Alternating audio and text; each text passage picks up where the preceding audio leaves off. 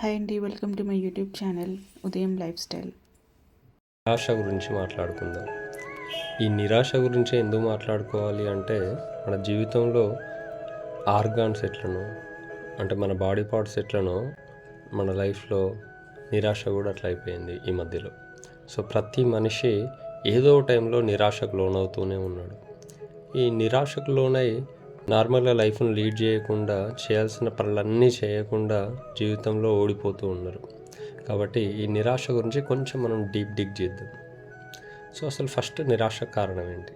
కారణం మనం ఏదైనా కోల్పోయినప్పుడు కానీ, అనుకున్నది జరగనప్పుడు కానీ, చేసిన పని కరెక్ట్ ఫలితం అంటే ఆశించిన ఫలితం రాకపోయినా, ప్రాపర్ రిజల్ట్ రాకపోయినా నిరాశకు లోనవుతూ ఉంటాం.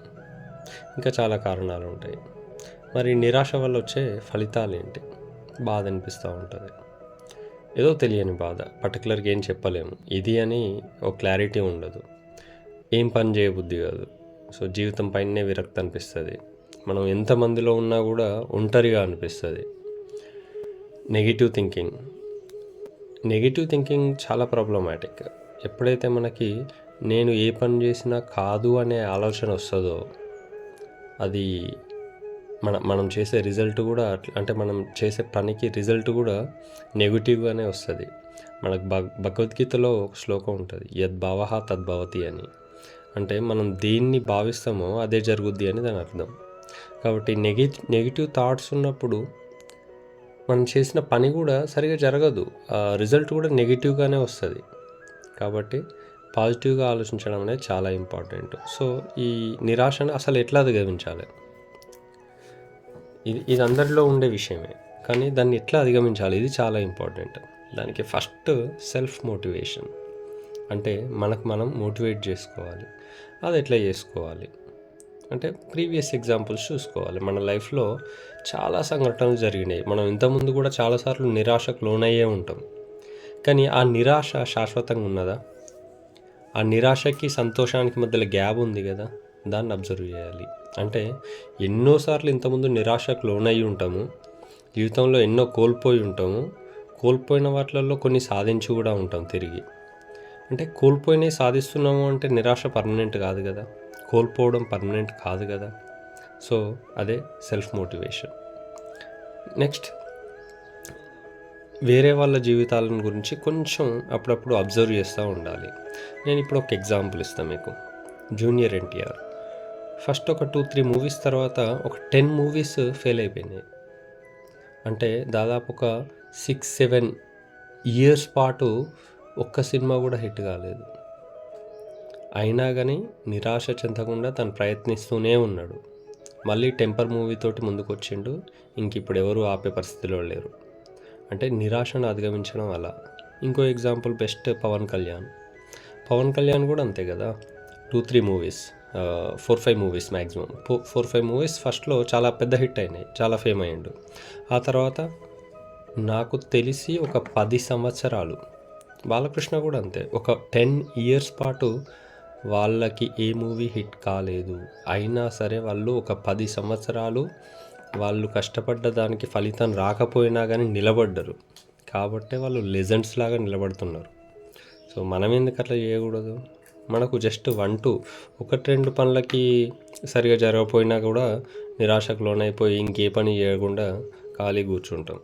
సో నిరాశ ఛేదించడానికి జీవితాన్ని దహనం చేయాల్సిన పని లేదు. కాబట్టి అదర్స్ లైఫ్ని అబ్జర్వ్ చేసి మనం నిరాశని అధిగమించవచ్చు. నెక్స్ట్, ప్రాక్టికల్ థింకింగ్ అనేది చాలా చాలా ఇంపార్టెంట్.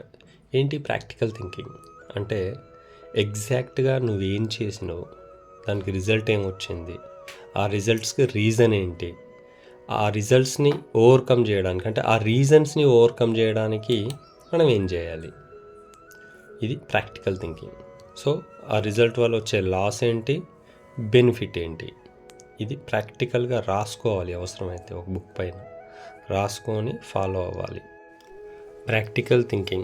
ఈ ప్రాక్టికల్ థింకింగ్ లేకపోతే లైఫ్లో ఏది సాధించలేము. అంటే ఈ ప్రాక్టికల్ థింకింగ్ ఉన్న వాళ్ళు ప్రతిదాన్ని, అంటే వాళ్ళు ఫెయిల్ అయినప్పుడు దాన్ని ఒక సిచ్యువేషన్ లాగా మాత్రమే చూస్తారు. సిచ్యువేషన్స్ దాటిపోతూ ఉంటాయి, ఎప్పుడు పర్మనెంట్గా ఉండవు. కాబట్టి ప్రాక్టికల్గా థింక్ చేయడం నేర్చుకోండి. ప్రాక్టికల్గా థింక్ చేస్తే కుంగిపోవడం అనేది ఉండదు లైఫ్లో కుంగిపోవడం అనేది చాలా చాలా డేంజరస్ పాయింట్ అది. ఎందుకంటే మనం లైఫ్లో కుంగిపోతే ఏ పని చేయలేము, ఇంకా అసలు ఏది చేయాలనే ఇంట్రెస్ట్ కూడా రాదు మనకి. కాబట్టి ప్రాక్టికల్గా థింక్ చేయండి. ఎవరు లైఫ్లో ఈజీగా కుంగిపోతారు, ప్రతి చిన్నదానికి ఎవరు కుంగిపోతారో తెలుసా మీకు? ప్రతి చిన్న విషయానికి కుంగిపోయే వాళ్ళు వీక్ మైండ్ సెట్ ఉన్నవాళ్ళు. ఎవరి మనసు అయితే చాలా వీక్గా ఉంటుందో, ఎవరి ఆలోచనలకు శక్తి చాలా తక్కువగా ఉంటుందో, ఎవరి మీద కాన్ఫిడెంట్ వాళ్ళకు ఉండదో వాళ్ళు ఈజీగా కుంగిపోతారు. కాబట్టి మీ మీద మీకు కాన్ఫిడెంట్ ఉంటే, మీరు చేసే పని మీద మీకు నమ్మకం ఉంటే మీరు కుంగిపోరు. సో ఈ కుంగిపోవడం అనేది ఫస్ట్ మానేయండి. ఇది ప్రాక్టికల్ థింకింగ్. ఆ తర్వాత ఇంకా ఏం చేయొచ్చు అధిగమించాలి ఈ నిరాశని అంటే, వైజ్ పీపుల్ తోటి మాట్లాడాలి. అంటే మీకు తెలిసిన కొంచెం ఎక్కువ నాలెడ్జ్ ఉన్నవాళ్ళు, ఎక్కువ ఎక్స్పీరియన్స్ ఉన్నవాళ్ళు, నీట్గా ఎక్స్ప్లెయిన్ చేసే వాళ్ళతోటి మీ ప్రాబ్లమ్ షేర్ చేసుకున్నప్పుడు వాళ్ళు ఇచ్చే ఐడియా చాలా బాగుంటుంది. సో దాన్ని ఒకసారి మీరు రీథింక్ చేసుకోండి, ఇది కరెక్టా కాదా అని. దేన్ని డైరెక్ట్గా నమ్మాల్సిన పని ఏం లేదు. దాన్ని మళ్ళీ ఒకసారి ఆలోచించి ఓకే ఇది చేయొచ్చు, ఇది చేయొద్దు అని మీరు డిసైడ్ కావాలి. ఎవరో చెప్పిన దాన్ని బ్లైండ్గా నమ్మడం కూడా వీక్ మైండ్ సెట్ ఉన్న వాళ్ళ ఒక లక్షణం అన్నట్టు. కాబట్టి నిరాశను అధిగమించడం అనేది చాలా చాలా చాలా ఇంపార్టెంట్. దీనికి ఫస్ట్ మెడిసిన్ ఏంటి అంటే self motivation. Okay, thank you all.